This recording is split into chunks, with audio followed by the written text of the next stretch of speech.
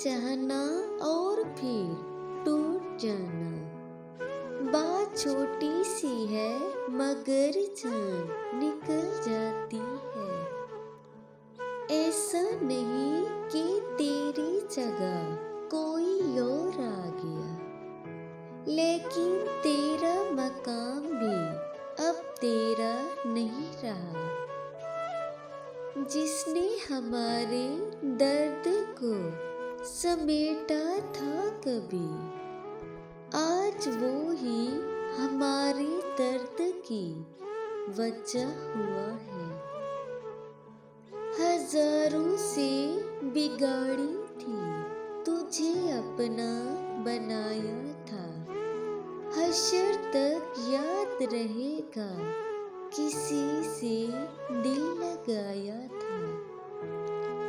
हर दिल के मुकद्दर में मोहब्बत नहीं होती। हर शख्स से हर शख्स वफा भी नहीं करता। वो इस कदर रूठ गया जैसे किसी